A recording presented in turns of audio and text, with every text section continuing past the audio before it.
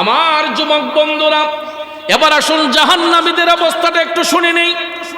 দয়াল নবী বলেছেন, জাহান্নামী ব্যক্তিগুলা যখন মৃত্যুর বিছানায় শুইব, মৃত্যুর ফেরেশতা মালাকুল মউত যখন তাদের প্রাণ কেড়ে নেওয়ার জন্য আসবে, আজরাইলের পায়ের শব্দ শোনার সাথে সাথে জাহান্নামী ব্যক্তিগুলার মধ্যে একটা হাঁপানি রোগের মতো শুরু হয়ে যায়।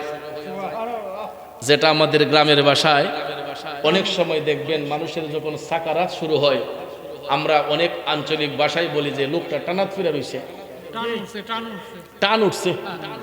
আপনাদের দেশে কি বলে? টান উঠতে গেছে। তার মানে কি, যে আর তাকে আটকানো যাবে না, যে কোনো মুহূর্তে দুর্ঘটনা ঘটতে পারে, ঠিক কিনা গণ? কারণ ভাইয়ার আমার খুব মনোযোগ, আল্লাহর নবী বলেছেন, জাহান্নামী ব্যক্তিগুলা যখন মৃত্যুর বিছানায় শুয়ে যায়, মৃত্যুর ফেরেশতা মালাকুল মউত আজরাইলের পায়ের শব্দ শুনিয়া তাদের মধ্যে একটা হাঁপানি রোগের মতো শুরু হয়ে যায়। এরপরে আমার বাজানরা, আজরাইলের ভয়ঙ্কর রূপটা দেখার সাথে সাথে ওই জাহান্নামী ব্যক্তিগুলার চোখগুলা তখন বড় বড় হয়ে যায়, এরা হাঁপাইতে থাকে, তাদের গলাটা শুকিয়ে যায়।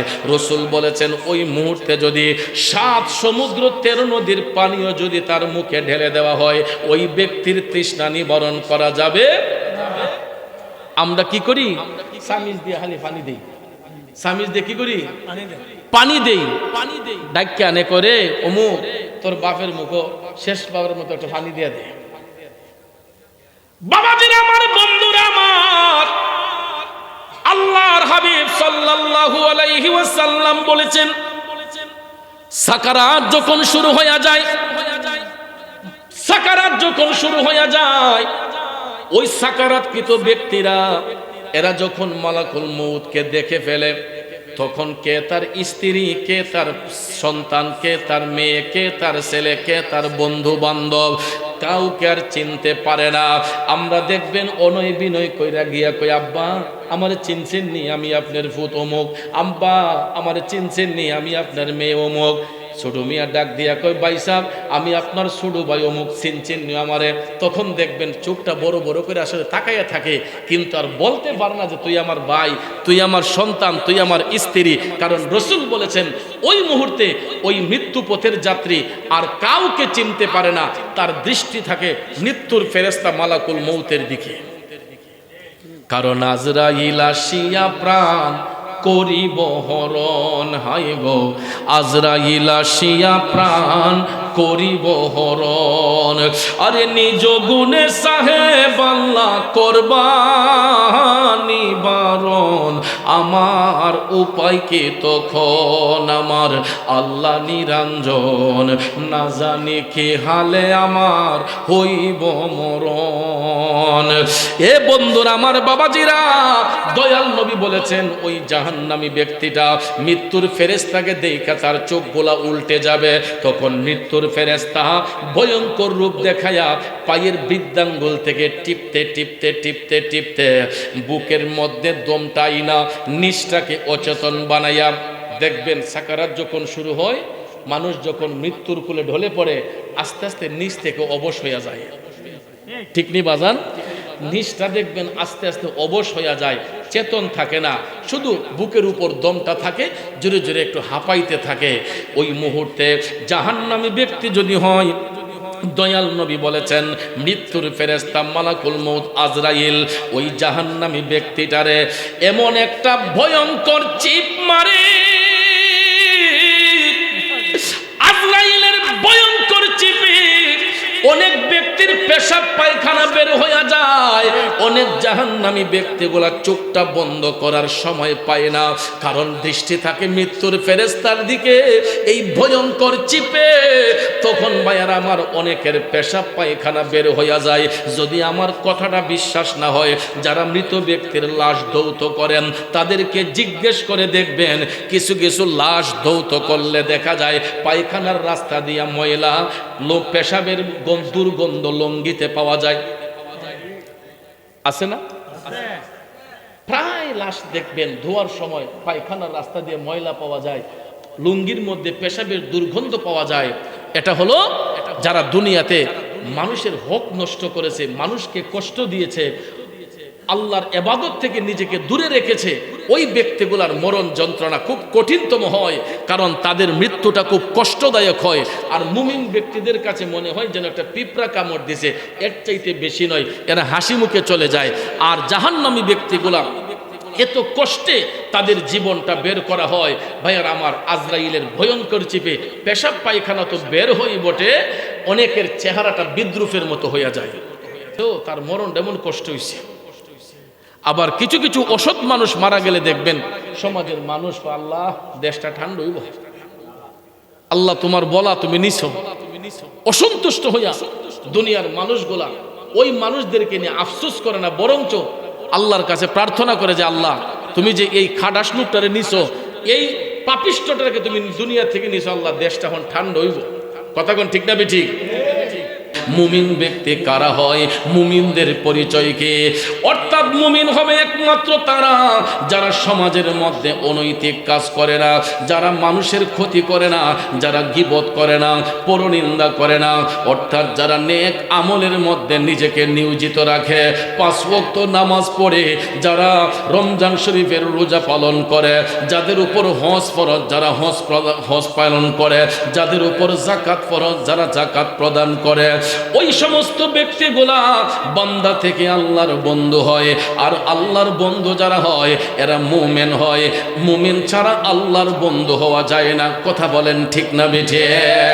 এই জন্য আমার ভাইয়েরা, বন্ধুরা, মুমিন ব্যক্তি তারাই হয় যাদের অন্তরে আল্লাহর ভয় জাগ্রত থাকে, যাদের অন্তরে নবীর মহব্বত থাকে, ওই ব্যক্তিগুলাই ইমানদার হয়, ওই ব্যক্তিগুলাই মুমিন হয়। আর মুমিন ব্যক্তিরা দুনিয়াতে যেমন তারা শান্তিতে থাকে, তারা কবরের মধ্যে তারা আরামের মধ্যে অবস্থান করে। এই জন্য হাদিস শরীফের মধ্যে আমার মদিনার কামলিওয়ালা নবী বলেছেন, প্রত্যেকটা মানুষের কাছে মৃত্যুর যন্ত্রণা আসবে। ইমানদার হোক, বেঈমান হোক, মুমিন হোক, মুনাফিক হোক, রাসূল বলেছেন সবার কাছেই মৃত্যু হওয়ার আগে মৃত্যুর যন্ত্রণা আসবে। তবে মৃত্যুর যন্ত্রণা যদি আসে, মৃত্যুর ফেরেশতা মালাকুল মউত আজরাইল আলাইহিস সালাম আমার আপনার জান কবজ করার জন্য আসবে। আল্লাহ তাআলা পাঠাইবে। দয়াল নবী বলেছেন, আজরাইল সবার সামনে এক সুরতে আসবে না, আজরাইল 2টা সুরত নিয়ে বান্দাদের জান কবজ করবে। মুমিন ব্যক্তিদের কাছে আজরাইল আসবে একটা সুরত নিয়া, আর জাহান্নামী ব্যক্তিদের কাছে, বেঈমান মুনাফিকের কাছে আজরাইল আসবে ভয়ঙ্কর সুরত নিয়া।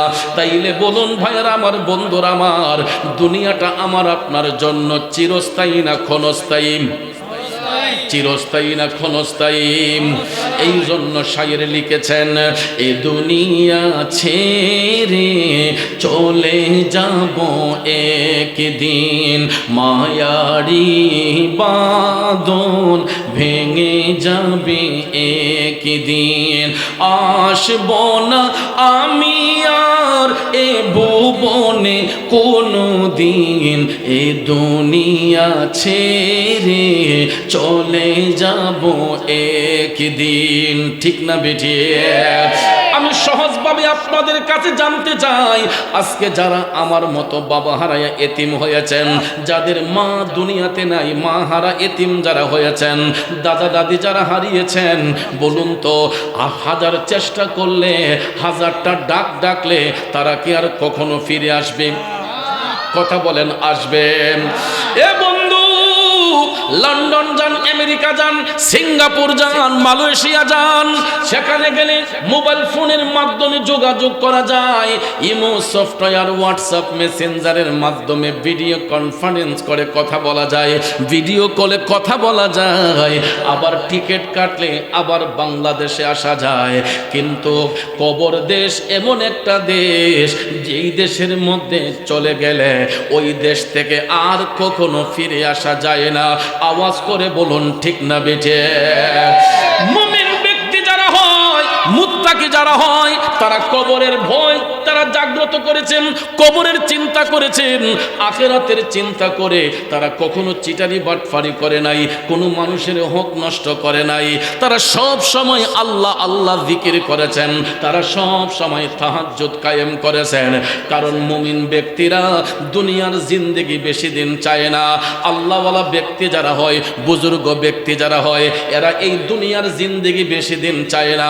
এই জন্য দেখবেন তাহাজ্জুদের নামাজ পড়িরা, ওয়াক্তিয়া নামাজ পড়িরা মুমিন ব্যক্তিরা সব সময় আমার আল্লাহর কাছে কান্দে, আল্লাহ দুনিয়ার হায়াত যদি না থাকে আমাদেরকে ঈমানের সহিত মরণ দান করো, আর দুনিয়াতে যদি বাঁচাইয়া রাখো আল্লাহ আমাদেরকে নেক হায়াত দিয়া বাঁচাইয়া রাখো। কারণ মুমিন ব্যক্তিরা শুধু হায়াত চায় না, আল্লাহর কাছে যদি হায়াত কামনা করে নেক হায়াত চায়, ঠিক না বিঠে? আর না হলে তারা বলে আল্লাহ আমাদেরকে ঈমানের সহিত মরণ দান করো। তাইলে আমার বাবাজিরা বন্ধুরা বলুন, আমরাও দুনিয়ার জমিন থেকে ঈমানের সহিত মরতে চাই কি চাই না? এই জন্য কবি বলেছেন, ঈমানের পথে অবিচল থেকে আমার মরণ যেন হয়। ঈমানের পথে অবিচল থেকে আমার মরণ যেন হয়। বন্ধু, ঈমানের সহিত মৃত্যু যদি হয়ে যায় তাইলে কবরের মধ্যে কেমন শান্তি পাওয়া যায়? আসুন আমরা জেনে নেই। আল্লাহর হাবিব সাল্লাল্লাহু আলাইহি ওয়াসাল্লাম বলেন, মুমিন হোক মুনাফিক হোক, যেই দিন ডাক আসবে দুনিয়া ছেড়ে চলে যেতে হবে। কিন্তু মদিনার কামলিওয়ালা নবী বলেছেন, মুমিন ব্যক্তিদের যখন মৃত্যুর যন্ত্রণা হয় মালাকুল মউত তাদের জান কবজ করার জন্য আসবে। আজরাইল আলাইহিস সালামের পায়ের শব্দটা শোনার সাথে সাথে মুমিন ব্যক্তিদের চেহারা দিয়া মুস্কি মুস্কি হাসি বের হবে। সুবহানাল্লাহ! আর জোরে কন্যা সুবহানাল্লাহ। এ বন্ধুরা, আমার বাবাজিরা, মুমিন ব্যক্তিরা মৃত্যুর ফেরেশতাকে দেখে মুস্কি মুস্কি হাসবে। কারণ বাজান, এই কারণেই আখিরাতের প্রথম ঘাঁটিটাই হইল কবর। আখিরাতের প্রথম ঘাঁটি হইল কবর। আমার রাসূল বলেছেন, ওই কবরের প্রথম ঘাঁটিতে যে আটকা পড়ে যাবে অন্য কোনো ঘাট পার হওয়া তার পক্ষে সম্ভব হবে না। আর কবরের ঘাট যেই ব্যক্তি সহজে পার হয়ে যাবে, প্রত্যেকটা ঘাট পার হওয়া তার জন্য উত্তম হয়ে যাবে, উন্মুক্ত হয়ে যাবে। সুবহানাল্লাহ বলেন। মুমিন ব্যক্তিরা এই জন্য মৃত্যুর ফেরেশতাকে দেখে হাসে, কারণ এরা স্টুডেন্ট ভালো। কারণ ছাত্র যদি ভালো হয় পরীক্ষার হলে তাদের কোনো টেনশন থাকে। কারণ ভালো ছাত্র যারা হয়, গুড স্টুডেন্ট যারা হয়, এরা সিলেবাস কমপ্লিট করে, ঠিক না ঠিক? তারা দেখবেন এক বছরের সিলেবাস কমপ্লিট করে এরা পরীক্ষার জন্য অপেক্ষা করে। মাঝে মধ্যে স্যারকে জিজ্ঞেস করে, কেরানি স্যারকে জিজ্ঞেস করে যে পরীক্ষার রুটিন কবে দিব। ভালো ছাত্রগুলা দেখবেন গিয়া বারবার জিজ্ঞেস করে, স্যার পরীক্ষার রুটিন কবে আসবে? কারণ তাদের তো টেনশন নাই, প্রশ্ন যেখান থেকে আসুক তারা উত্তর দিতে কোনো কষ্ট হবে না, ঠিক না ঠিক? আর ছাত্র যদি গাদা হয় দেখবেন পরীক্ষার হলে যাওয়ার আগে এরা নাইয়ের গোড়া মুসরাদা থাকে। কথা বলেন, কেমনে নকল করে ফাঁস করব এই চিন্তা ভাবনায়। আর এই পরীক্ষা কতদিন পরে হইতো, আর নাই যদি ওটু ফাঁস দেওয়াই তো বালাসি। কথা কোন ঠিক না ঠিক? আমাদের দেশে এইরকম সিচুয়েশন হয়ে গেছে। কথা কোন ঠিক না ঠিক? চর্চার তলার বাবাজিরা বন্ধুরা, দুনিয়ার বিদ্যালয় থেকে আপনি হয়তো ওটু পাস করতে পারবেন, নকল করে পাস করতে পারবেন, কিন্তু বাজান কবরের প্রথম ঘাট এটা এমন একটা পরীক্ষা কেন্দ্র গো, যেখানে নকল করে পাস করার কোনো সুযোগ নাই। যেখানে নকল করে পাস করার কোনো সুযোগ নাই। আনসার করে সেখান থেকে যেতে হবে। যারা গুড আনসার করবে এরাই কবরের ঘাট পার হয়ে যাবে, আর যারা উত্তর দিতে ব্যাঘাত ঘটবে এরা প্রথম ঘাটেই আটকা পড়ে যাবে। মুমিন ব্যক্তিরা এরা মৃত্যুর ফেরেশতাকে দেখে মুচকি মুচকি হাসে, কারণ এদের যখন জান কবজ করা হবে মুমিন ব্যক্তিদের এতটুকু কষ্ট হবে। রাসূল বলেছেন একটা পিপিলিকা কামড় দিলে যেই রকম কষ্ট হয় মুমিন ব্যক্তিদের জান কবজের সময় তাদের কাছে মনে হবে যেন ছোট্ট একটা পিপিলিকা কামড় দিয়েছে।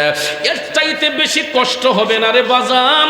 মৃত্যু যখন হয়ে যাবে দয়াল নবী বলেছেন মুমিন ব্যক্তিদের চেহারাটা নূরান্বিত হয়ে যায় এবং ইন্তিকালের পরে তাদের চেহারার মধ্যে মুস্কি মুস্কি হাসি ফুটে। যেমন ভালো ছিল তার মরণটা এমন সুন্দর হইছে, যে ময়ূর যেমন আশ্চর্য হইছে। আমরা বলি কি না, লাশ দিকে বাইরে এসে আহ অমুক ব্যক্তি আশিদের হইছে। এটা মুমিনদের লক্ষণ, ভালো মানুষের লক্ষণ। এখন বলতে পারেন হুজুর মুমিন কি শুধু দাড়ি টুপি জুব্বা পাঞ্জাবি পরলেই হয় না রে বাজার? দাড়ি টুপি জুব্বা লাগাইলেই শুধু মুমিন নয়। আপনি শার্ট প্যান্ট পরেছেন, গেঞ্জি পরেছেন, টি শার্ট পরেছেন, যেই কোনো ড্রেস পরেছেন, যদি আপনার আত্মা শুদ্ধ হয়, আপনি যদি শরীয়ত বিরোধী কাজে জড়িত না হন, মানুষের ক্ষতি থেকে বিরত থাকেন, নেক আমলের মধ্যে দাবিত থাকেন, ওই ব্যক্তিটাও টি শার্ট পরেও সে মুমিন হইতে পারে। কথা বলেন ঠিক কিনা বন্ধুরা আমার বাবাজিরা? কারণ কত দাড়িওয়ালা টুপিওয়ালা জুব্বাওয়ালা কুর্তাওয়ালারা যায়া দেখেন হারাম ব্যবসার সাথে জড়িত। আবার একটা সাধারণ মানুষ দেখবেন টি শার্ট পরে চলতেছে, কোনোদিন একটা কালো টাকার মধ্যে হাত দেয় নাই। আছে না নাই? সৎ লোক যদি না থাকতো ভালো লোকের গুণাগুণ প্রকাশ হইতো না, ঠিক না বেঠে? এখনো যদি মুমিন ব্যক্তিরা না থাকতো তাইলে জমিন কবি ধ্বংস হয়ে যাইত। 99টা অসৎ লোকের বীরে একজন মুমিন ব্যক্তি থাকার কারণে আল্লাহ তাআলা জমিনটারে এখনো টিকায়া রাখছে। আর না হলে আমি আপনি যেই প্রতিনিয়ত পাপ করি, অন্যায় করি, জুলুম নির্যাতন করি, আমাদের পাপের কারণে এই জমিনটা কবি ধ্বংস হয়ে যেত। একমাত্র মুমিন মুত্তাকিগণ এই জমিনে বিচরণ করছেন বিদায় আল্লাহ তাআলা এখনো জমিনটারে সুন্দর রাখছে। কথা বলেন ঠিক কিনা বন্ধুরা আমার বাবাজিরা? গভীর মনোযোগ।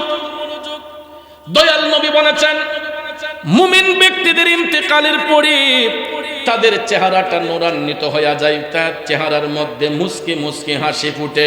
দুনিয়ার মানুষগুলা তাদেরকে ভালো বলে সাব্যস্ত করে যখন আখিরাতের প্রথম গাটি কবরে পাঠায়, কবরে যখন আমরা 3.5 হাত কবরে দাফন করে 40 কদম দূরে চলে আসি, বন্ধুরে বন্ধু 40 কদম দূরে আসার সাথে সাথে আমার আল্লাহ ওই কবরের মধ্যে 2 জন ফেরেশতা পাঠাইয়া দেয়।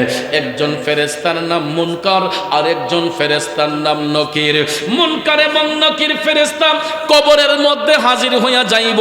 আমরা জানাজার মাঠে শুনতে শুনতে অভ্যস্ত হয়ে গেছি, মসজিদের আলোচনায় শুনতে শুনতে অভ্যস্ত হয়ে গেছে। বলুন তো কবরে কয়টা প্রশ্নের মাধ্যমে ইন্টারভিউ হবে? জোরে বলেন কয়টা? 3টা প্রশ্নের মাধ্যমে ইন্টারভিউ হবে। এই 3টা প্রশ্ন আমরা জানি। আমি এই দিকে সময় নষ্ট না করে শুধু শেষ প্রশ্নের কথাটা বলবো। শেষ প্রশ্নটা হবে আমার রাহমাতাল লিল আলামিন দয়াল নবীকে নিয়া। দয়াল নবীকে কবরের মধ্যে সশরীরে হাজির করা হইব। আরো জোরে কন্যা সুবহানাল্লাহ। আমার নবী কবরে হাজির হতে পারে কি পারে না? কিছু কিছু ভাই সাহেবরা তারা বলে যে না, নবী তো হাজির হবেন না, নবীর ছবি এনে হাজির করইব। এখন যখন দেখছে যে এটা দিয়া যুক্তি দেওয়া যাবে না, এখন কয় যে রওজা শরীফের সাথে তার কবরের সুরঙ্গ হইব। কবরের সাথে রওজা শরীফের সাথে ওই কবরে একটা সুরঙ্গ হয়, এখান থেকে সুরঙ্গের মাধ্যমে রসুলকে দেখানো হইব। এরপরও বিশ্বাস করে না যে রসুল কবরে হাজির হতে পারেন। আপনারা বলেন রসুল হাজির হতে পারেন কি পারেন না? বন্ধুরা আমার, বেশি দলিল দিতে হবে না, একটা দলিলই যথেষ্ট। আমার নবীর উপাধি হলো রহমাতাল লিল আলামিন। নবী শুধু একটা জগতের জন্য রহমত নয়, দুইটা জগতের জন্য রহমত নয়, আল্লাহর কুল কায়নাতে যতটা জগৎ সমূহ আছে, যেখানে আল্লাহ রাব্বুল আলামিন, সেখানে আমাদের নবী রহমাতাল লিল আলামিন। ঠিক না বেঠিক? কারণ বাজান, আলাম হলো এক বচন, তার বহু বচন হচ্ছে আলামিন। আলাম দ্বারা একটা জগৎরে বোঝানো হয়, আর আলামিন দ্বারা আল্লাহর কুল কায়নাতকে বোঝানো হয়। এটা বহু বচন শব্দ। বন্ধুরা আমার, বাবাজিরা গো, আপনারা মাদ্রাসায় শিক্ষা অর্জন করলে গ্রামার যদি বুঝতেন তাইলে বুঝতে পারতেন। যেহেতু আপনারা জেনারেল শিক্ষিত, এই জন্য আপনারা ইংরেজি গ্রামার বোঝেন, বাংলা গ্রামার বোঝেন, কিন্তু আরবি ব্যাকরণ যারা জানে তারা বলতে পারে আলামের বহু বচন হলো আলামিন। আলাম দ্বারা শুধু একটা জগৎরে বোঝায়, আর আলামিন এটা দ্বারা কুল কায়নাতকে বোঝায়। নবী শুধু দুনিয়ার জন্য রহমত নয়, আমার নবী কবরে রহমত, হাসরে রহমত, মিজানে রহমত, ফুলসিরাতে রহমত। আল্লাহর সৃষ্টি জগতে যতটা জগৎ সমূহ আছে, প্রত্যেকটা জগতের জন্য আমার নবী রহমত বিদায়। নবীর উপাধি হইছে রহমাতাল লিল আলামিন।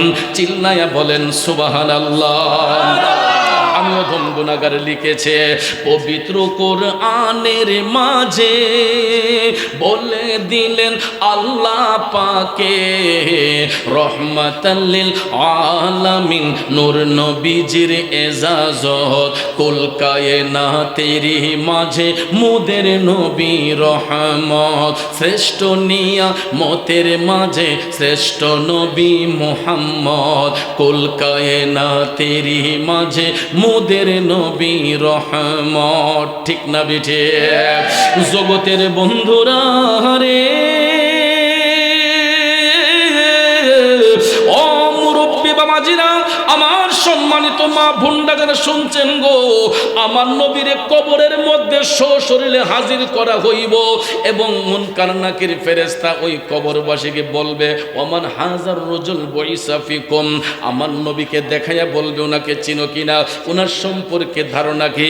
মুমিন ব্যক্তিরা নবী দেখার সাথে সাথে বলবে, হাজা মুহাম্মদুর রাসূলুল্লাহ সাল্লাল্লাহু আলাইহি ওয়াসাল্লাম।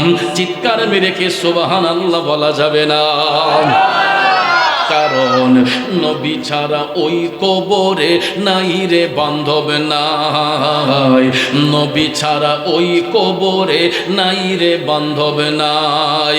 হাসরেতে নবী ছাড়া নাই দরদি নাই, হাসরেতে নবী ছাড়া নাই দরদি নাই, নবী ছাড়া ওই কবরে নাই রে বান্ধব নাই। কথা বলেন ঠিক কিনা?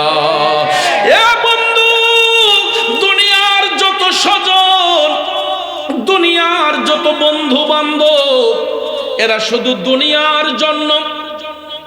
কবরে কেউ আপন হবে না, কবরে কেউ আপন হবে না।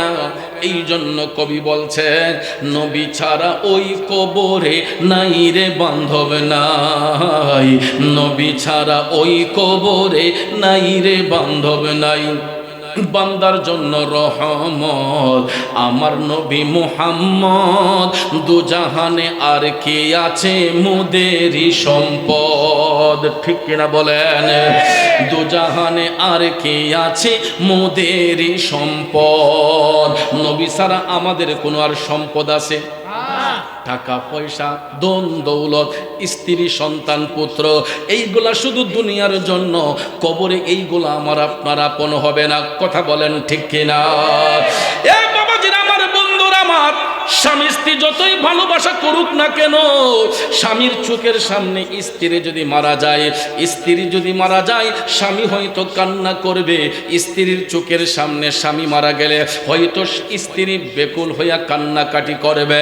কিন্তু আজ পর্যন্ত স্বামীর কবরে স্ত্রী গেছে, স্ত্রীর কবরে স্বামী গেছে, ছেলের কবরে বাবা গেছে, মেয়ের কবরে মা গেছে। এই জন্য কবি বলেন মনরে মরণ কথা কর স্মরণ, স্ত্রী পুত্র কেউ নয় আপন, ধনরত্ন সবই অকারণ মনরে। ও ভাই তুই মরিলে, তুই মরিলে সঙ্গের সাথী হইবে না একজন, সেগেন কইরে পাগল মন, একবার ভাবলে না রে তোর হইব রে মরণ। ঠিক কিনা বেঠে? এই জন্য বাজান কি হবে হারাম টাকা দিয়া, কি হবে সুদের টাকা দিয়া, ঘুষের টাকা দিয়া, কি হবে হারাম পথে পাও বাড়াইয়া। কারণ আপনি যেই ছেলের জন্য ব্যাংক ব্যালেন্স করার স্বপ্ন দেখেন, যেই ছেলে মেয়ের জন্য বাড়ি গাড়ি করার স্বপ্ন দেখতেছেন, ওই ছেলে মেয়েগুলা তো আমার আপনার আপন না। এগুলা শুধু দুনিয়াতে যতদিন আছে আব্বা কইয়া কানবো, আম্মা কইয়া কানবো, মারা যাবার পরে একদিন 2 দিন 3 দিন কানবো, এরপরে দেখবেন চোখের পানি আস্তে আস্তে বন্ধ হইয়া যাইব। ঠিক না বেঠি? এই কারণে কবি বলেন মনরে হঠাৎ সে আজরাইলে ফাঁসি দিব তোমার গলে, শেষ করিব অসাদের জীবন মনরে। ও ভাই দম থাকিতে আল্লাহ নবীর নাম করো স্মরণ, সেগেন কইরে পাগল মন, একবার ভাবলে না রে তোর হইব রে মরণ। ঠিক কিনা গণ? এই মরণের চিন্তা করে মুমিন ব্যক্তিরা টাকার পিছে ঘুরে নাই, মুমিন ব্যক্তিরা হারাম সম্পদের পিছনে ঘুরে নাই, তারা সব সময় আল্লাহকে রাজি খুশি করার জন্য তাহাজ্জুদ পড়েছে, ওয়াক্তের নামাজ পড়েছে। ঠিক না বেঠি? আর আমরা তো এখানে যারা যারা আছি, আমরা তো ওয়াক্তের নামাজের পাশাপাশি সবাই প্রতি রাত্রি তাহাজ্জুদ পড়ি নাকি?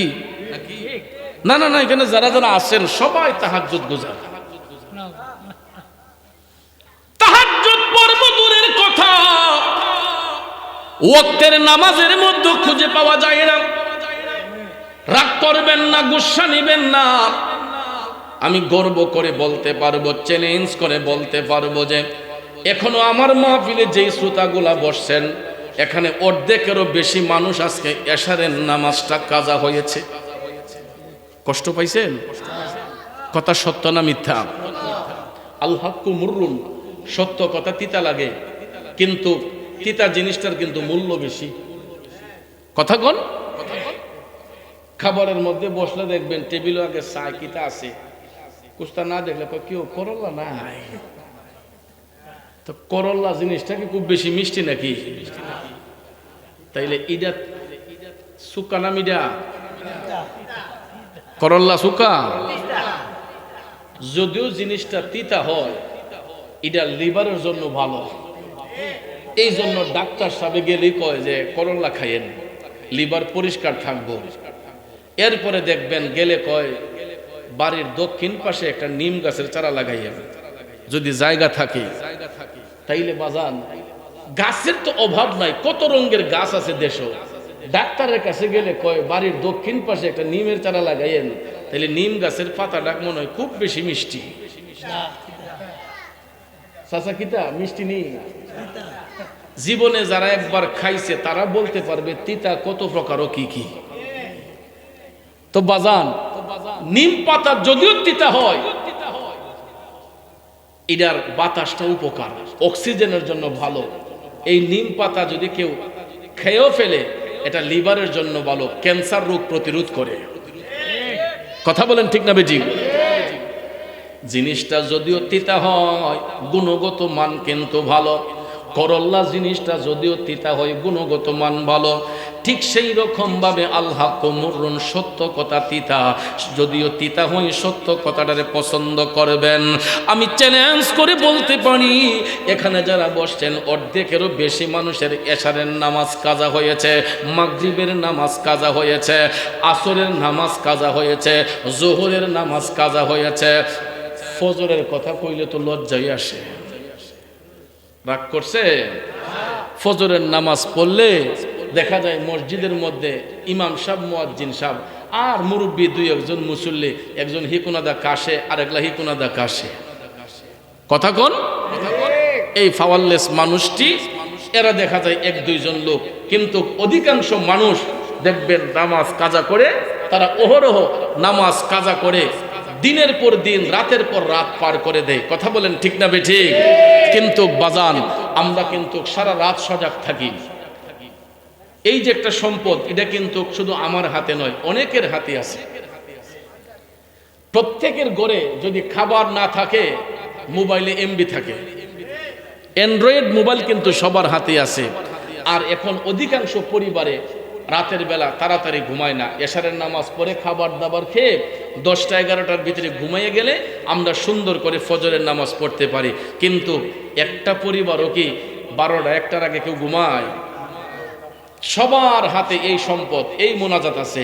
ইডারে টিপতে টিপতে টিপতে টিপতে এমন একটা সময় চোখে ঘুম আসে যখন মুয়াজ্জিন সাহেব বলে, আসসালাতু খায়রুম মিনান নাওম।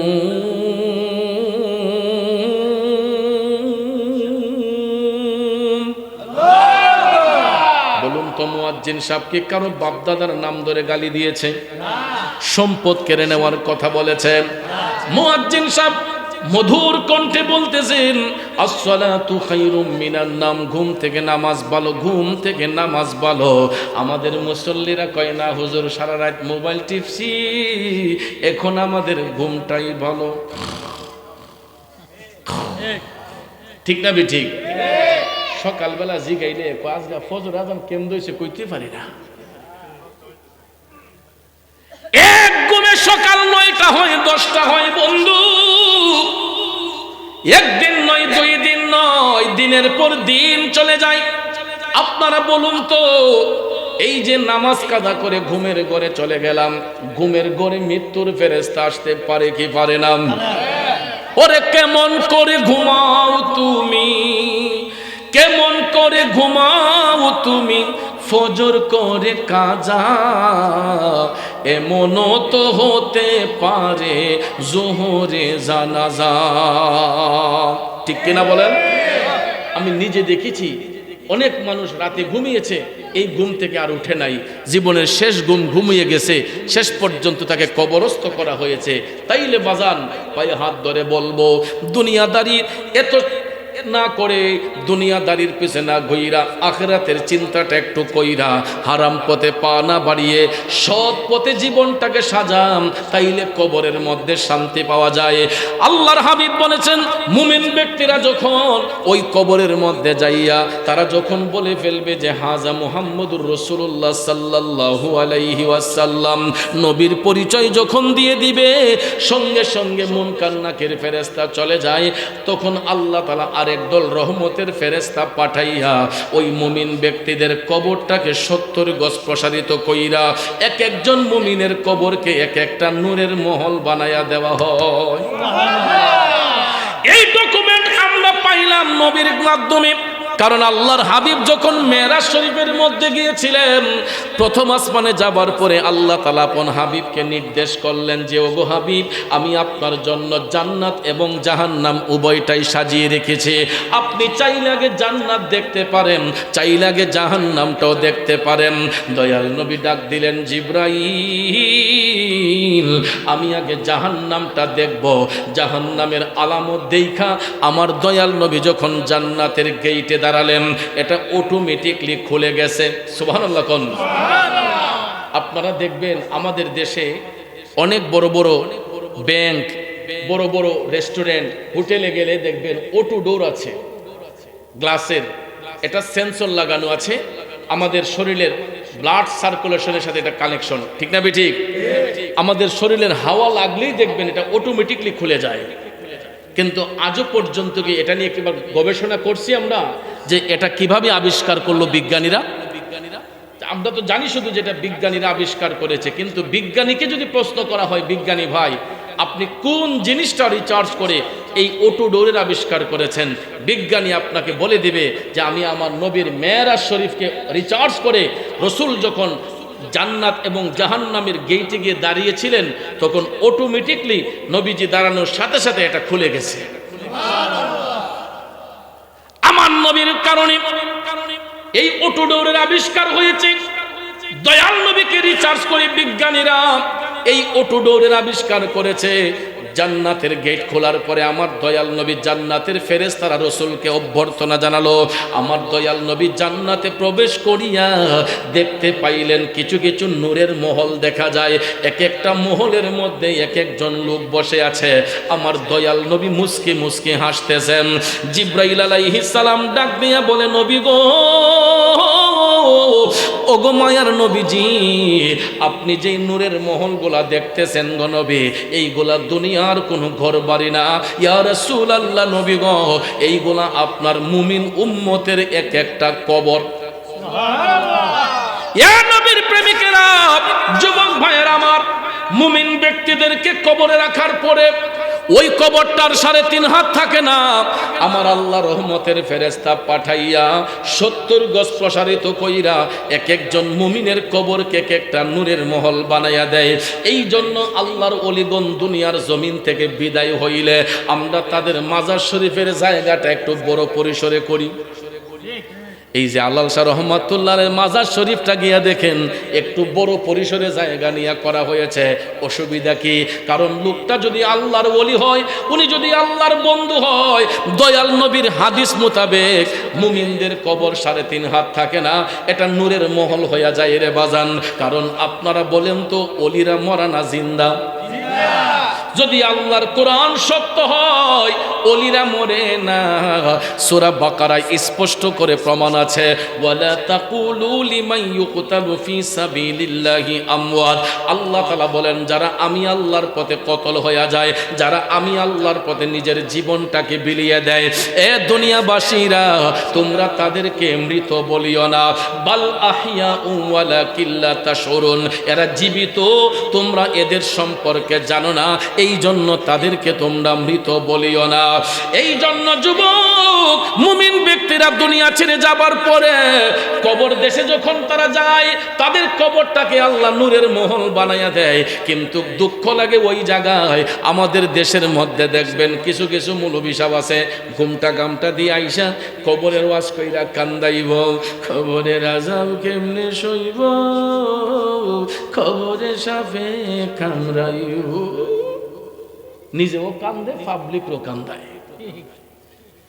আরে মুন্সি সাহেব, ও মৌলবী সাহেব, আপনি কথাটা বুঝাইয়া বলেন না কেন? সবার কবরে তো সাপে কাটবে না, সবাইকে কবরে তো গর্জে মারবে না। কারণ বাজান আমার, বন্ধুরা আমার, মুমিন যারা হয়, মুত্তাকি যারা হয়, মুমিন ব্যক্তিদের কবরে কোনো সাপ আসবে না। মুমিন ব্যক্তিদেরকে কবরে রাখার পরে গর্জে মারবে না। মুমিন ব্যক্তিদেরকে কবরে রাখলে পরে জাহান্নামের আগুন দিয়া জ্বালানো হইব না। বরঞ্চ আমার রাসূল বলেছেন, মুমিন ব্যক্তিদের দেহটারে মাটি পর্যন্ত স্পর্শ করে না। মুমিন ব্যক্তিদের দেহটাকে মাটি পর্যন্ত স্পর্শ করে না, কারণ এটা 70 গজ প্রসারিত হইয়া নূরের মহল হইয়া যায়। মাটি স্পর্শ করব দূরের কথা, আপনারা দেখবেন পৃথিবীর ইতিহাসে এমনও কিছু নজির আছে, এমন কিছু ইতিহাস আছে যেটা আমরা এখন বর্তমানে সোশ্যাল মিডিয়ার মাধ্যমে, বিভিন্ন গণমাধ্যমে জানতে পারি। অনেক আল্লাহর ওলিগণ 10 বছর, 20 বছর, 30 বছর পরে তাদের কবরের মাটি যখন সরানো হয়েছে, দেখা গেছে যে কাফনটা পর্যন্ত কালো হয় নাই। যেমনের দেহ এমনি আছে, কথা কোন ঠিক না বেঠিক? এই জন্য বাজান, আল্লাহর ওলিদেরকে নিয়ে কোনো মন্তব্য করতে নাই, মুমিন ব্যক্তিদেরকে নিয়ে কোনোদিন গীবত করতে নাই, পরনিন্দা করতে নাই। কারণ আল গীবাতু আসাদ্দু মিনাজ জিনা, কারো সম্পর্কে ধারণা না রাইখা গীবত করা জিনার চেয়েও খারাপ কাজ। এই জন্য যুবক, মুমিন ব্যক্তিদেরকে কবরে রাখার পরে এটা নূরের মহল বানানো হয়। কারণ তারা জিন্দা, তারা এখনো জিন্দা, কিয়ামত পর্যন্ত জিন্দা। যদি আল্লাহর কোরআন সত্য হয়, আযাব হবে ওই সমস্ত ব্যক্তিদের কবরের মধ্যে যারা দুনিয়াতে চিটারি বাটফারি করছে, যারা মানুষের ওজনে কম দিছে, যারা অন্যের হক নষ্ট করছে, যারা মাতা পিতার মনে কষ্ট দিছে, যারা অন্যায় অত্যাচারে নিমজ্জিত রয়েছে, যারা ফরজ ইবাদত ছেড়ে দিয়েছে, ওই সমস্ত ব্যক্তিগুলার কবরের মধ্যে জাহান্নামের আগুন জ্বলবো। জানার আগ্রহ আছে না নাই? আছে না নাই? আমার কথাগুলা কি বিরক্ত লাগতেছে? আমার যুবক বন্ধুরা, এবার আসুন জাহান্নামীদের অবস্থাটা একটু শুনে নেই। দয়াল নবী বলেছেন, জাহান্নামী ব্যক্তিগুলা যখন মৃত্যুর বিছানায় শুইব, মৃত্যুর ফেরেশতা মালাকুল মউত যখন তাদের প্রাণ কেড়ে নেওয়ার জন্য আসবে, আজরাইলের পায়ের শব্দ শোনার সাথে সাথে জাহান্নামী ব্যক্তিগুলার মধ্যে একটা হাঁপানি রোগের মতো শুরু হয়ে যায়। যেটা আমাদের গ্রামের ভাষায় অনেক সময় দেখবেন মানুষের যখন সাকারাত শুরু হয়, আমরা অনেক আঞ্চলিক ভাষায় বলি যে লোকটা টানাত ফিরে রইছে, টান উঠছে। আপনাদের দেশে কি বলে? টান উঠতে গেছে।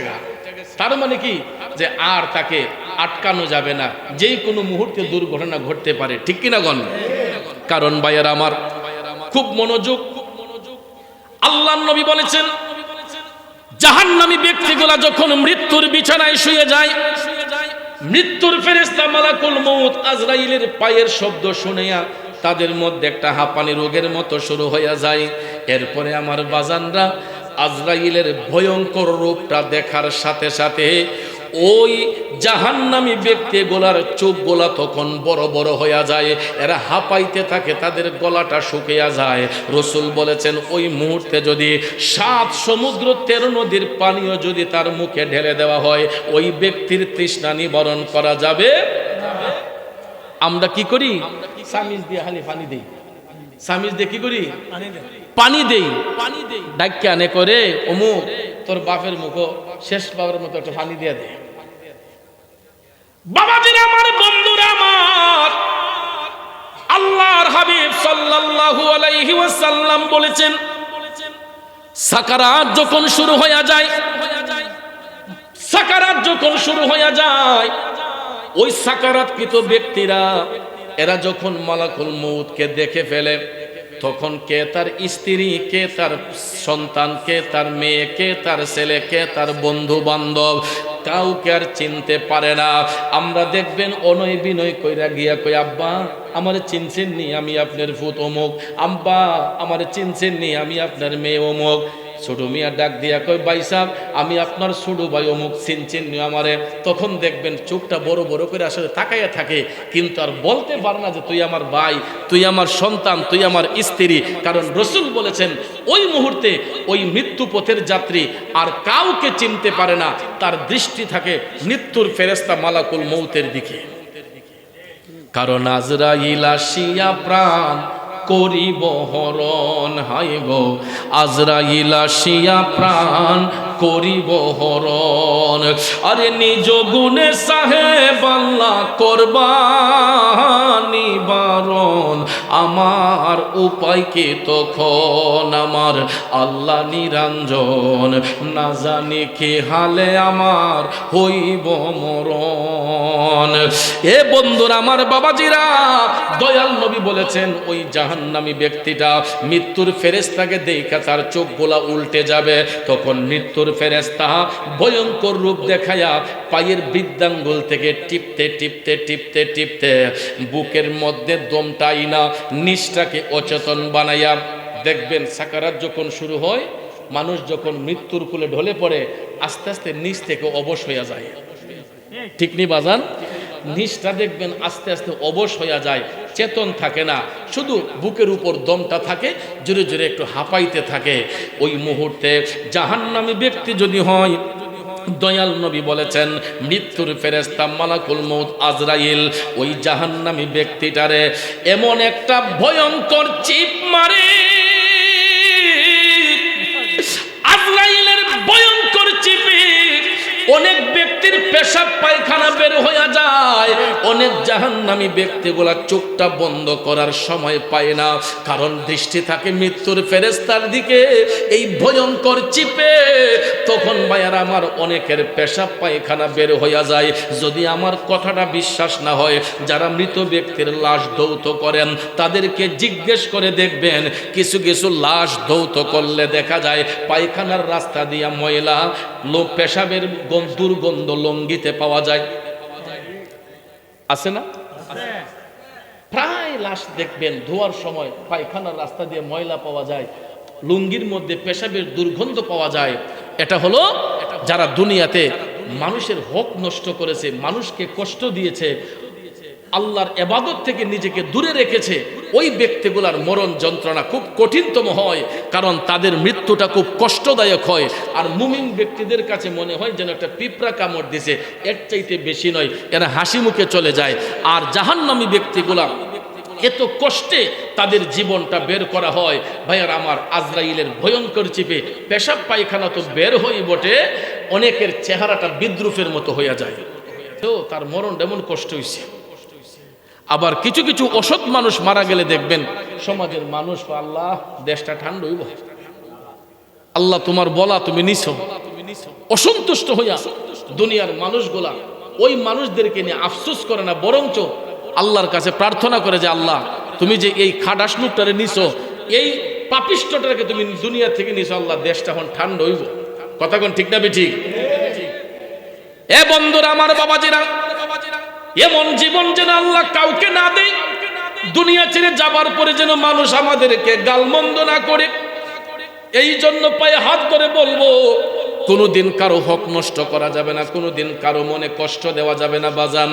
কারণ একটা কথা মনে রাখবেন, মন ভাঙ্গে না মসজিদই ভাঙ্গে, ভাঙ্গে আমার আল্লাহর ঘর, ভাঙ্গে আমার আল্লাহর ঘর, মন মন্দিরে আল্লাহর বাড়ি, ব্যথা দিস না তার ভিতর। আপনি নামাজ পড়া লাভ হইব কি, রোজা রাখা লাভ হইব কি, যদি আরেকজনের দিলের মধ্যে আঘাত দেন?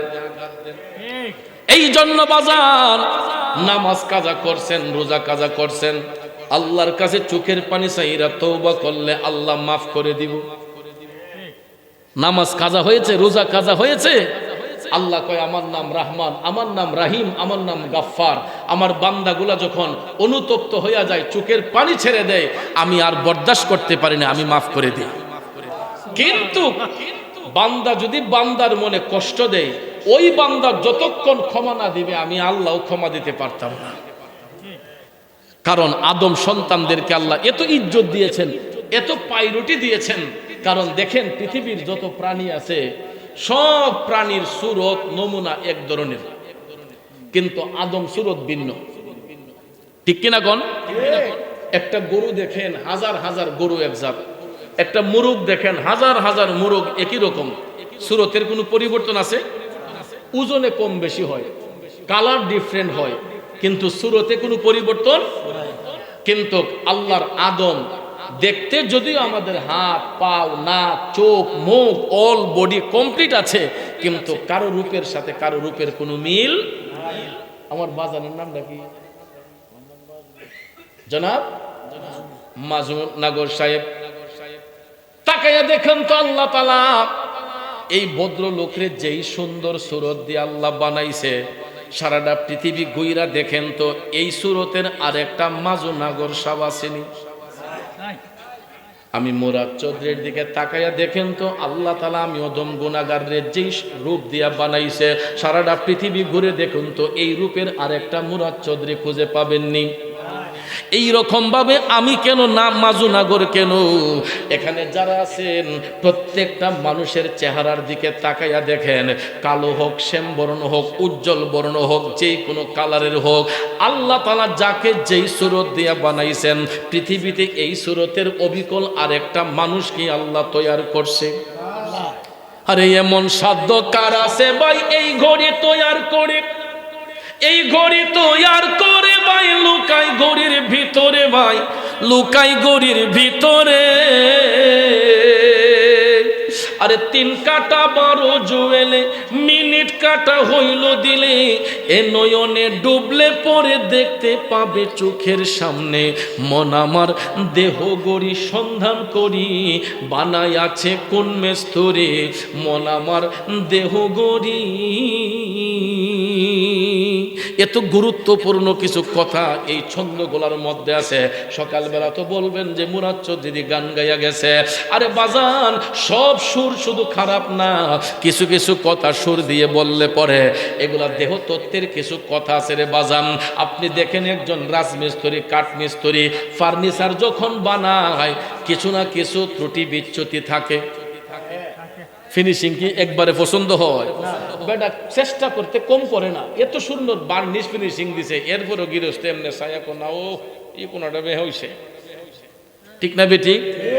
এত সুন্দর ফিনিশিং দিয়েছে করে না রে তোর বার্নিশটা মজবুত হইছে না, একটু না একটু তফাৎ থাকেই থাকে। রাজমিস্ত্রি ঘর বানিয়েছে, দেখবেন গৃহস্থ নাও আস্তর মজবুত হইছে না, এই ফিলারটা একটু বেহ হইছে, এই দিক দিয়ে আস্তর ফিনিশিং আইছে না।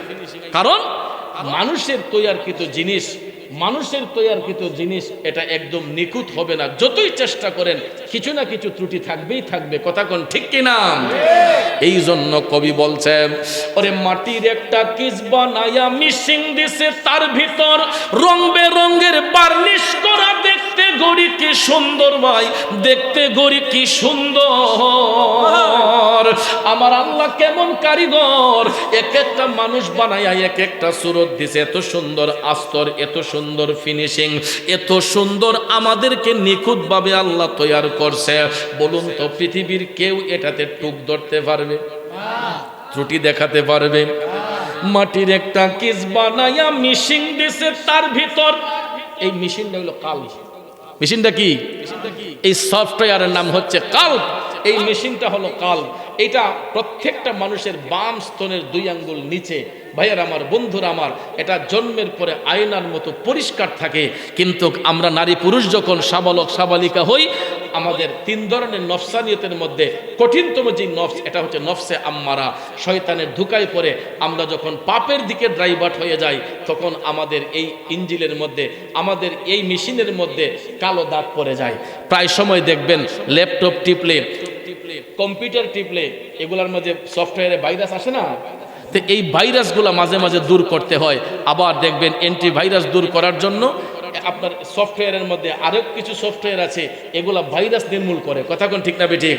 ঠিক তদ্রূপভাবে আল্লাহ রাব্বুল আলামিন আমাদেরকে একটা মেশিন দিয়ে ফিট করেছেন।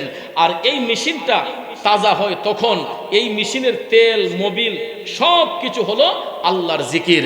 যারা বেশি বেশি এই কালবের মধ্যে মৌলা পাকের জিকির দিয়ে আঘাত করবে, তখন ভাইয়ের আমার লৌহেতে জং ধরলে যেই রকম লৌহের জং হাতুড়ি দিয়ে বাড়ি দিলে পরিষ্কার হয়, কম্পিউটারে যখন ভাইরাস ঢুকলে এই ভাইরাস নির্মূল করার জন্য আরেকটা সফটওয়্যার দিয়ে যখন বাড়ি দেওয়া হয়, তখন এই সফটওয়্যার দূর হয়। ঠিক তদ্রূপভাবে বান্দার কালবের মধ্যে গুনাহ জমে থাকলে, ময়লা জমে থাকলে, এটাকে শুদ্ধ করতে হলে বেশি বেশি করে আল্লাহ নামের জিকির করতে হয়। কারণ মাটির একটা কিস বানায়া মিশিং দিছে, তার ভিতর রং বেরঙের বার্নিশ করা, দেখতে গড়ি কি সুন্দর ভাই, দেখতে গড়ি কি সুন্দর। আরে দেহ গড়ির 14 তালা, তার ভিতরে 10টি নালা, 9টি খোলা, একটি বন্ধ, গোপন একটি তালায় আছে।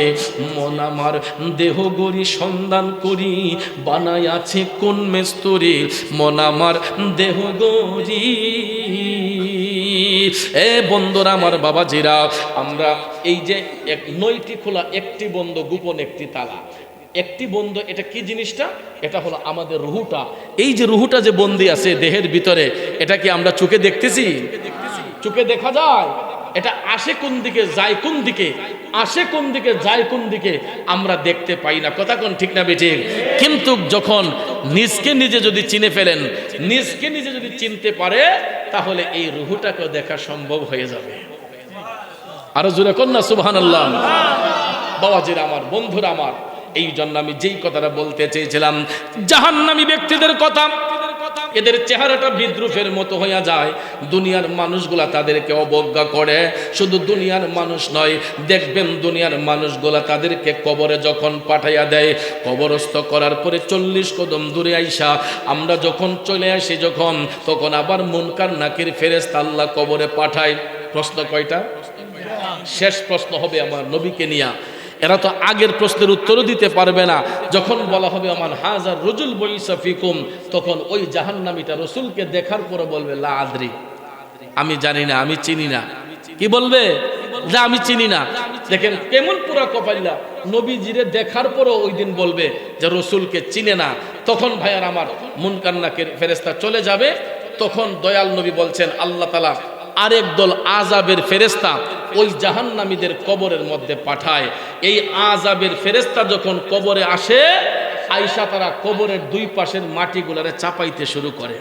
দুই পাশের মাটি চাপতে চাপতে চাপতে তাদের বডির মধ্যে আইনা ওই জাহান্নামী ব্যক্তিগুলার বডির মধ্যে আইনা কবরের দুই পাশের মাটি এমন ভাবে চাপ দিব, মাটির চাপে ডান পাজরের হাড়গুলা বাম পাজরে চলে যাবে, বাম পাজরের হাড়গুলা ডান পাজরে চলে যায়। রাসূল বলেন মুরগের হাড়িতে কামড় দিলে যেই রকম মরমর করে ভেঙে যায়, জাহান্নামী ব্যক্তিগুলারে কবরে রাখার পরে মাটির চাপে এদের দেহের হাড়গুলা মুরগের হাড়ির মতো মরমর করে ভেঙে যাবে।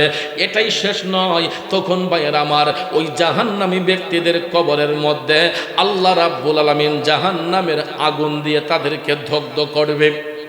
জাহান্নামের আগুন, এই জাহান্নামের আগুনের তাপ সম্পর্কে দয়াল নবী আমাদেরকে জানিয়েছেন যে জাহান্নামের কবর, জাহান্নামীদেরকে কবরে যে আগুন দিয়া তাপ দেওয়া হয়, এই আগুনের তাপ যদি দুনিয়ার জমিনে একটা সুইয়ের নালা দিয়া দেওয়া হয়। কিসের নালা? সুইয়ের নালা দিয়া কি কলা গাছ ডুববো? কি ঢুকে? সুতা ঢুকে। অনেক সময় বয়স যদি 40 পার হয়ে জায়গা, এইটা সুতাও ঢুকান যায় না। কথাটা ঠিক না বেটি?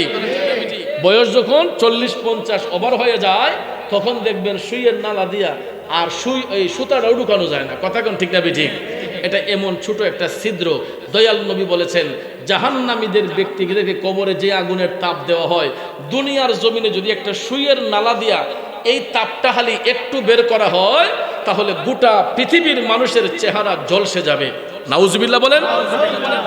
একটা সুইয়ের নালা দিয়া যদি পৃথিবীতে এই আগুনের তাপ ছাড়া হয়, রাসূল বলেছেন গোটা পৃথিবীর মানুষের চেহারা ধোঁয়ায় অন্ধকার হয়ে যাবে। কিন্তু এই জাহান্নামের আগুনের তাপ দিয়া জাহান্নামী ব্যক্তিগুলারে কবরের মধ্যে জ্বালানো হয়। এখন চিন্তা করে দেখেন কেমন তাপ আগুনের থাকবে, কি রকম পরিমাণ তাপ দিয়ে আল্লাহ এই জাহান্নামীদেরকে কবরে শাস্তি দিবে। তাইলে বাজান বলুন, আমরা কবরে শান্তি চাই না অশান্তি চাই? শান্তি যদি কামনা করেন, আমি দুই হাত জোর করে আপনাদেরকে অনুরোধ করব যে জীবনে তো অনেক কিছু করছি, অন্তত ধান্দা মান্দা ছেড়ে দিয়া, ছলচাতুরি ছেড়ে দিয়া 5টা ওয়াক্ত নামাজ পড়বেন, মানুষের ক্ষতি কইরেন না। এই 2টা কাম অন্তত কইরেন, মানুষের ক্ষতি কইরেন না আর 5 ওয়াক্ত নামাজ পড়েন। এই ছোট্ট 2টা আমল করতে থাকেন, দেখবেন এই 2টা বিশেষ আমলের কারণে আপনি আরো অনেক অপরাধ থেকে মুক্ত হয়ে যাবেন। এই জন্য আমি জোর হাত করে অনুরোধ করে বলবো 5 ওয়াক্ত নামাজ পড়বেন। মাহফিল আসলে আমরা শুধু জিকিরই শুনি। অনেকের কাছে পছন্দ হয় যদি শান গায়া জিকির করা হয়, তে মনে করে যে বক্তা হালি আজগা দিছে জুত কইরা। কিন্তু এই কথাগুলা কই পাইবেন বাজান? এই জন্য জিকিরও করতে হবে, ওয়াজও করতে হবে। ঠিক না বেঠিক? জিকিরের পরিমাণ আমরা রাখবো, কিন্তু বেশিরভাগ সময় যদি জিকির দিয়ে আমরা কাটাইয়া দেই, তাহলে মানুষ আমাদের কাছ থেকে শিখবে কি? আমরা জিকিরও করব, জিকিরও আফদালুল ইবাদত। এবাদতের মধ্যে উত্তম এবাদত নবীজির দুরুদ, আল্লাহ পাকের জিকির, যা দ্বারা কালবের ময়লা দূর হয়। কিন্তু আমাদের এই অমীয় কথাগুলা, কোরআন সুন্নাহর আলোকে যে কথাগুলা, এইগুলো আমাদের সমাজে বেশিভাবে প্রচার করতে হবে। কথা কোন ঠিক না বেঠিক? আর এই কথাগুলা যখন আমরা বলবো, তখন বাতিল ফেরকার আর সুযোগ পাবে না যে সুন্নিরা কবর হাসরে ওয়াজ করে না, সুন্নিরা নামাজের কথা বলে না, সুন্নিরা এই মিলাদ কিয়ামের কথাই খালি বলে, নামাজের কথা বলে না, আমলের কথা বলে না। তখন এরা সুযোগ পায়। আর আমরা যখন এক একটা বিষয়ের উপর এক একটা চ্যাপ্টার নিয়ে আলোচনা করি, তাহলে এই বাতিলরা আর সুযোগ পাবে না। ঠিক না বেঠিক? তো আল্লাহ রাব্বুল আলামিন যেন আমাদেরকে সহি বুঝ দান করে। সকলে আমিন কোন। আরো জোরে কোন আমিন। রাত্র 12:30 হয়েছে, আমারও 1.5 ঘন্টার মতো হয়ে গেছে। তো আমার ভাই বেলায়েত হোসেন জালালী সাহেবকে আমি বলছি যে ভাই, আমি তো বেশি কথা বলবো না, আপনি যদিও আমার আগে ওয়াজ করার কথা ছিল, কিন্তু কমিটির সিদ্ধান্ত, তারা বলছে যে না, চৌধুরী সাহেবকে আমরা আগে দিয়ে দেব, জালালী সাহেব হুজুরকে পরে দেব। উনি যেহেতু আওলাদে বলি, আপনাদেরকে নিয়ে মিলাদ মাহফিল করবেন, একটু জিকির আজকার করবেন, আলোচনা করবেন, দোয়া করে তারপরে আপনাদেরকে বিদায় দিবেন। আর আমি উনি আসার আগ পর্যন্ত কিন্তু যাচ্ছি না। আপনারা কি আমাকে বিদায় দিচ্ছেন? আমি আপনাদের কাছ থেকে এখনো বিদায় নিচ্ছি না। তা আমি জাস্ট এতটুকু বলছি, আমিও আপনাদেরকে নিয়ে একটু আল্লাহ পাকের জিকির করব। জিকির করতে করতে আমার ভাই চলে আসবেন। আর এই যে যুব সমাজ, নাগরবাড়ির যুব সমাজরা, আমি হেলাল হুজুর আমাকে বলতে যে হুজুর এরা ছোট্ট ছোট্ট পোলাপান, এরা আপনাদেরকে দিয়ে মাহফিল করতে চায়। আমি বলছি আলহামদুলিল্লাহ, ছোট্ট ছোট পোলাপান মাহফিল করবে, এরাই তো আমাদের আগামী দিনের ভবিষ্যৎ, ঠিক না বেটি? ইচ্ছে করলো তো এই ছেলেরা গান বাজনা আসর দিতে পারতো, এরা কোনো বাজে কাজ করতে পারতো, কিন্তু এই সমস্ত কাজ ছেড়ে দিয়া এরা কিছু ভালো উদ্যোগ নিয়েছে। কবরবাসীর রুহের মাগফিরাত কামনায় মাহফিলের ইন্তজাম করেছে। এই কাজগুলা করা ভালো না খারাপ? তাহলে আমাদের মুরব্বীদের দায়িত্ব হলো এই ছেলেদেরকে উৎসাহিত করা, যাতে এরা ভবিষ্যতে আরো সুন্দর করে বড় পরিসরে করতে পারে। আমরা তাদেরকে উৎসাহিত করা। খালি কেডা সভাপতি হইলাম, কেডা সহসভাপতি হইলাম, আমাদের প্রধান অতিথি দিলেন না কেড়ে, ইতা বিশ্রাইয়া লাভ নাই। কারণ আমাদের একটাই পরিচয়, আমরা প্রিয় নবীর গোলাম।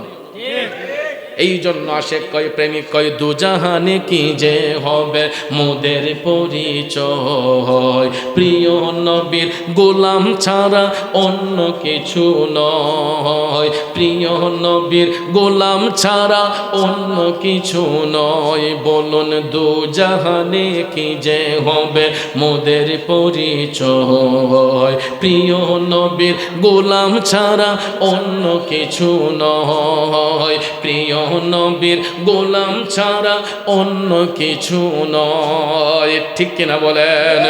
চোখটা বন্ধ করে সবাই আমার সাথে সাথে একটু জিকির করবেন। জালাল হুজুর চলে আসছেন নাকি? নারে তাকবীর, নারে তাকবীর, নারে রিসালাত, আহলে সুন্নাত ওয়াল জামাত, আওলাদে ওলির আগমন, পীরজাদা মুফতি বেলায়েত হোসেন জালালি সাহেবের আগমন, আমরা সকলে বলি মারহাবান।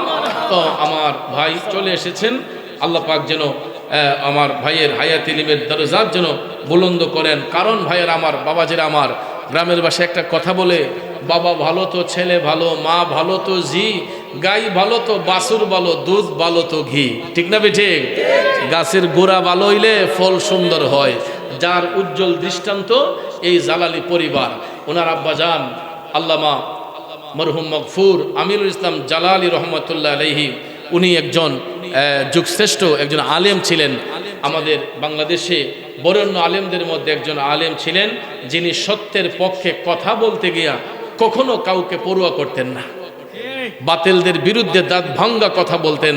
আল্লামা আমিনুল ইসলাম জালালি রহমতুল্লাহ আলাইহির হুজুর কেবলার বংশের চেরাগ আমার ভাই হাফেজ পীর মুফতি বেলায়েত হোসেন জালালি সাহেব, তিনি আপনাদের মধ্যে আলোচনা করবেন। আমার বাবাজি জনাব জনি মুন্সি সাহেব আবদার করেছেন একটু জিকিরে সামা করার জন্য। তো আমি আগেও বলেছি যে আমরা জিকির করব যতদিন দেহে প্রাণ থাকবে, তবে আলোচনাও করতে হবে, জিকিরও করতে হবে। ঠিক কিনা?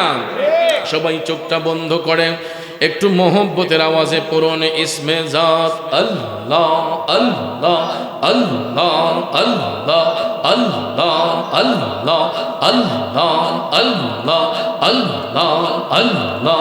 আল্লাহর নবী নূরের নবী, আল্লাহর নবী নূরের নবী, যাহার নাই গো তুলনা, নূরে জন্ম জলমল করে সোনার মদিনা। আল্লাহ আল্লাহ আল্লাহ আল্লাহ আল্লাহ আল্লাহ। আল্লাহর নবী নূরের নবী, আল্লাহর নবী নূরের নবী, যাহার নাই গো তুলনা, নূরে জন্ম জলমল করে সোনার মদিনা। আল্লাহ আল্লাহ আল্লাহ আল্লাহ আল্লাহ আল্লাহ। ও নবীজি আপনার কথা মনে হইলে বুক ভাইসা যায় নয়ন জলে, কোথায় গেলে পাবো আপনায়, কোথায় গেলে পাবো আপনায়, দাও না একবার বলি নূরে জলমল জলমল করে সোনার মদিনা আল্লাহ আল্লাহ আল্লাহর নবী নূরের নবী আল্লাহর নবী নূরের নবী যাহার নাই গো তুলনা নূরে জলমল জলমল করে সোনার মদিনা মাশাআল্লাহ